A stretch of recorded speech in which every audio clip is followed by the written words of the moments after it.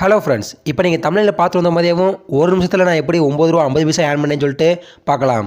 அதாவது இந்த அப்ளிகேஷனில் ஏர்ன் பண்ண அமௌண்ட்டை நான் பேடிஎம் வாலெட்டுக்கு ஷேர் பண்ணும்போது ஒரு நிமிஷம் கூட ஆகலை ஃப்ரெண்ட்ஸ். அதுக்கு முன்னாடியே என்னோடய பேடிஎம் வாலெட்டுக்கு அமௌண்ட் ஷேர் ஆயிடுச்சு. அதுக்கான லைவ் விட்ராவல் ப்ரூஃப் தான் இந்த வீடியோவில் பார்க்க போகிறோம். நாம் இதுக்கு முன்னாடியே ஒரு அப்ளிகேஷன் பற்றி பார்த்துருக்கோம். அதாவது அந்த அப்ளிகேஷன்லேருந்து நம்மளோட பேடிஎம் வாலெட்டுக்கு அமௌண்ட் ஷேர் பண்ணலாம்னு சொல்லிட்டு. ஸோ கிட்டத்தட்ட அதே மாதிரியான அப்ளிகேஷன் தான் ப்ரஸ். பட் இது கொஞ்சம் டிஃப்ரெண்ட்டான அப்ளிகேஷன். ஸோ அந்த அப்ளிகேஷன்லேருந்து எப்படி நம்ம ஏர்ன் பண்ண அமௌண்ட்டை ட்ரான்ஸ்ஃபர் பண்ணுறதுன்னு சொல்லிட்டு ஸ்டெப் பை ஸ்டெப்பாக பார்க்கலாம். வாங்க வீடியோக்குள்ளே போகலாம்.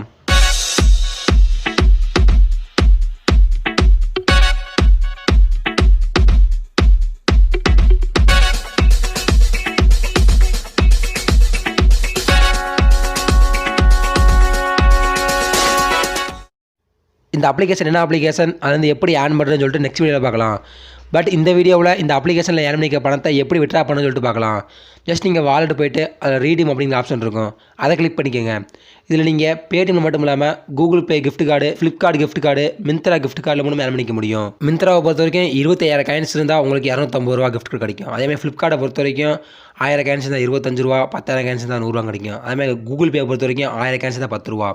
பட் பேடிஎம்மை பொறுத்த வரைக்கும் மினிமம் விட்ரால் ₹5 ஸ்டார்ட் ஆகுது. அதாவது 500 காயின்ஸ் இருந்தால் ₹5, 1000 காயின்ஸ் இருந்தால் ₹10, 5000 காயின்ஸ் இருந்தால் ₹50 சொல்லிட்டு. இந்த வீடியோக்காக நான் ₹10 அப்படிங்கிற ரீடிங் பண்ணி காமிக்கிறேன். ஜஸ்ட் அந்த 1000 காயின்ஸ் இருந்தால் ₹10 கிளிக் பண்ணிக்கோங்க.